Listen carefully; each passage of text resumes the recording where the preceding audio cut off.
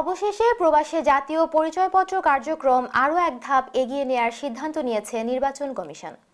শিগগিরই কানাডা ও অস্ট্রেলিয়ায় জাতীয় পরিচয়পত্র সেবা চালু করা হবে।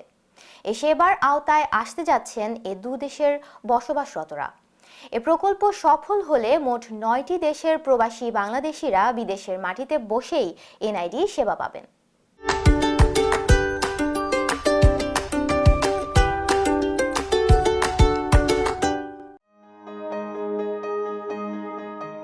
প্রবাসী ভোটার এখনো পর্যন্ত 7টা দেশে চালু আছে। তবে এখন থেকে প্রবাসী আনুপাতিক হারে যে দেশে বেশি সেখানেও ধীরে ধীরে চালু করছেন সরকার। শীঘ্রই কানাডা ও অস্ট্রেলিয়ায় চালু হবে এই সেবা। এছাড়া যুক্তরাজ্যে লন্ডনের পর এই তালিকায় নাম লিখিয়েছেন বার্মিংহামও। গত সোমবার নির্বাচন অফিসের সভাকক্ষে এক বৈঠক পূর্ব ব্রিফিংয়ে নির্বাচন কমিশন সচিব শফিউল আজিম সাংবাদিকদের এই তথ্য জানান। বর্তমানে সংযুক্ত আরব আমিরাত, যুক্তরাজ্য, ইতালি, কুয়েত, কাতার, সৌদি আরব ও মালয়েশিয়া প্রবাসী বাংলাদেশিদের ভোটার হিসেবে নিবন্ধন কার্যক্রম শুরু হয়েছে। এর মধ্যে সংযুক্ত আরব আমিরাত, ইতালি, কুয়েত, কাতার, যুক্তরাজ্য ও মালয়েশিয়ায় স্মার্ট কার্ড বিতরণ উদ্বোধন হয়েছে। পরবর্তীতে পর্যায়ক্রমে Oman, Bahrain, Jordan, Singapore, Lebanon, Libya, Australia, মালদ্বীপে এনআইডি কার্যক্রম হাতে নেয়ার কথা রয়েছে। প্রধানমন্ত্রীর কার্যালয় নির্দেশনা পেয়ে KM নুরুল হুদার নেতৃত্বাধীন কমিশন 2019 সালে প্রবাসে এনআইডি সরবরাহের উদ্যোগটি হাতে নেয়। এরপর 2020 সালের 12 ফেব্রুয়ারি যুক্তরাজ্য প্রবাসীদের অনলাইনে ভোটার করে নেওয়ার কার্যক্রম উদ্বোধন করে ইসি।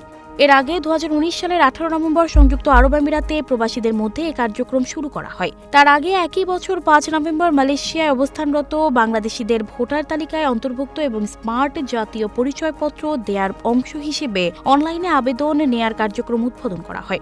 এরপর সৌদি আরব, সিঙ্গাপুর ও মালদ্বীপে থাকা বাংলাদেশিদের জন্য এই সুযোগ চালু করা হয়। সে সময় অনলাইনে আবেদন নিয়ে সেই আবেদন সংশ্লিষ্ট ব্যক্তির উপজেলা থেকে যাচাই করে সত্যতা পেলে সংশ্লিষ্ট দেশে দূতাবাস থেকে এনআইডি সরবরাহের পরিকল্পনা ছিল।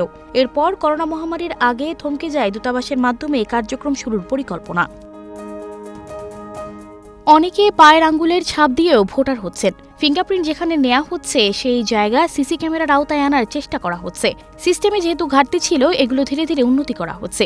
যে কর্মকর্তারা এসব করেছেন তাদের বিরুদ্ধে কি ব্যবস্থা নেওয়া হবে জানতে চাইলে শফিউল আজিম বলেন, যে কোনো ভুলের জন্য ব্যক্তির কাছে ক্ষমা চাইতে হবে। যদি কোথাও গাফলতি হয় জানাবার অনুরোধ জানান তিনি।